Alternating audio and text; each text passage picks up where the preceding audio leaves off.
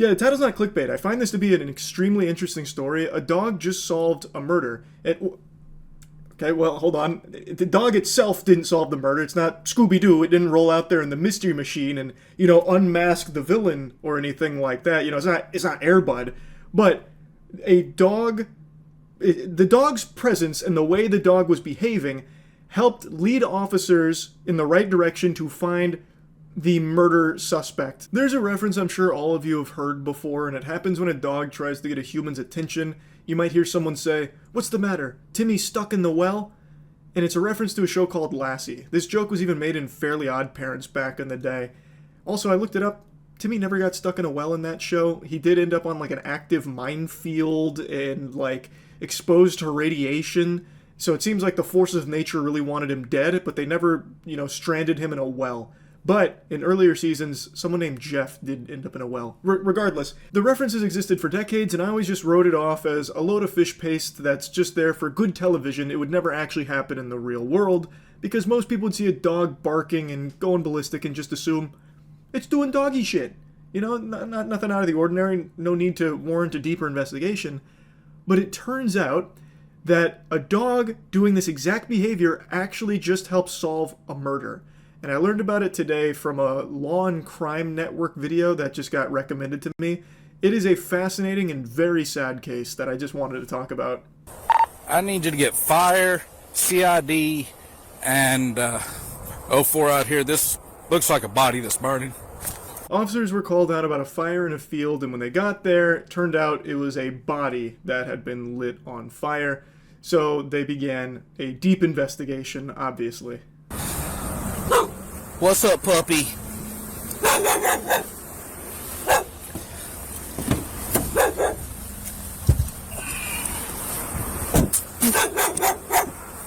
Nearby, a white Labradoodle barks frantically, refusing to leave the scene. Come here. Officers try to capture the dog, but it evades them, as if guarding the site. So this dog, in the pouring rain and hail, refused to leave the site. It was constantly barking, refusing to be captured, and refusing to leave. And officers started to wonder why. I mean, it must have belonged to the victim here. And its presence there could actually be really helpful in trying to figure out who this was, because the body was burned beyond recognition. That was the whole plan from the murderer, to set the body ablaze so that they couldn't identify who it was. And the dog being here and refusing to leave now gives them a really good chance at trying to figure out who it was by finding who the owner of the dog is. You sure are hanging around here. Is that your person over there?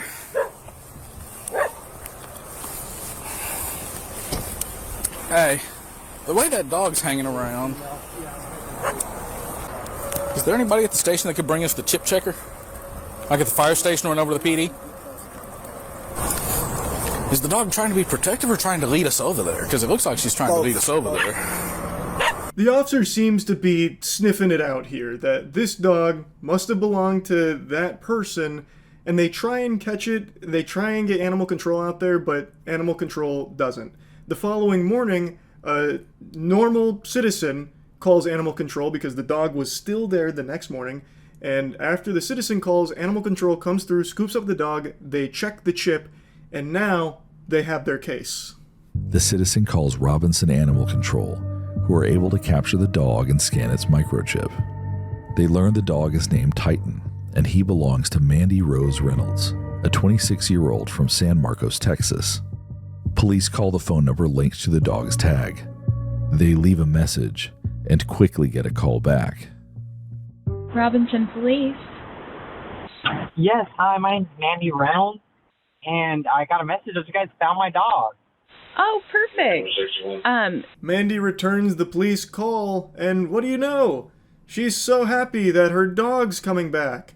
Man, Mandy really does sound full of jubilation right now. Hi, I just got a message saying you guys found my dog. We believe so. So, what is your dog? He's a poodle retriever mix. Poodle retriever mix? Yeah, he's white. And we looked for him for a couple of hours, and... How long ago was this that he's been out? Oh, heck, it's been, I don't know, this would have been around 1 in the morning. What, last night? About one last night? Yeah. What time did you guys find him? They ran the chip this morning. For those of you with gifted ears, you might be picking up a little something fishy from this conversation here. And the officer seems to start getting a whiff of something a bit awry. It sounds like someone putting on a voice on Xbox Live. This is someone that their story isn't making sense. So your name is Mandy Rose Reynolds. Sure. So about 1 o'clock last night, you and were at a rest stop. Oh, and Jesus Christ. Yes. What? I mean, what is the interrogation about? I can't even imagine what he went through, and then now there's a deceased person. Like, oh my God. It's a shame the Oscar nominations are already locked in because, man, this is quite a performance that's being put on display here. A classically trained thespian, no doubt. You can really hear the emotion in the voice. Devastated to learn what is happening. So this number comes back to a different name. Are you on somebody's phone plan? Oh, yes. Okay. Whose phone plan are you on? This would be my fiance's grandfather. Okay, what's his name? My fiance's grandfather? Yes, I just wanted to verify. That way I can close that name off. I'm going to be frank with you, sir. You know, I'm sorry that this happened. Dogs are natural scavengers. You think my little Titan would go? Oh my, detective, with all due respect, do not call me back. Well, Titan is on a police hold. You're not going to be able to get him out. Not Mandy on the other line is getting really combative, super defensive, and just kind of like freaking out multiple times and dodging simple questions. So the officers, acting on a hunch, do a welfare check at her apartment.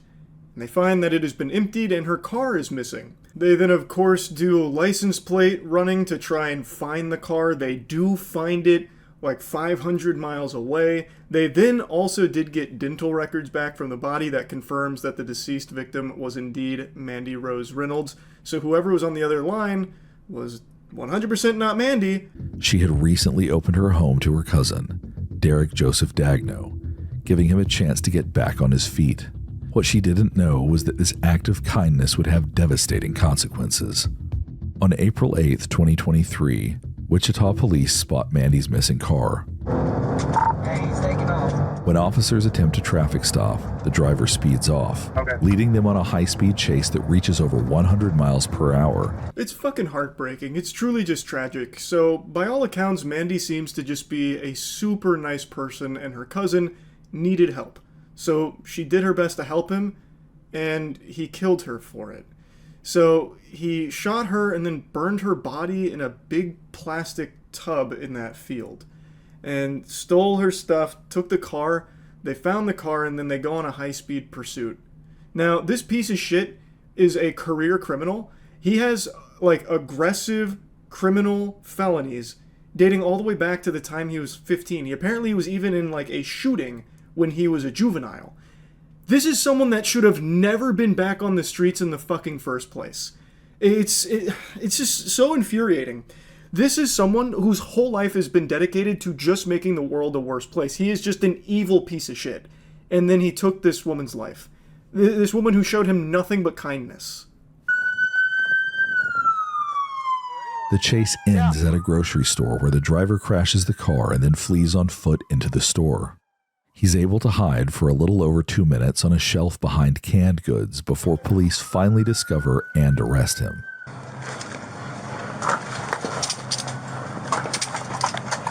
Pull him out. 283, clear the air. One in custody. Aisle 5 might be withdrawn. Or ODing, sorry. Hey, brother, what'd you take? What'd you take? Big time cleanup on aisle 5 here. This fucking imbecile hid behind the canned goods.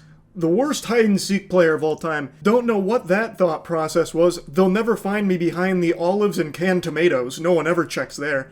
And then this imbecile must have started boofing whatever drugs he had on him, just taking as much as he could so they wouldn't find that too, because when they pull him out, He's in and out of consciousness. And it's not like the officers came there and just started fucking peppering him.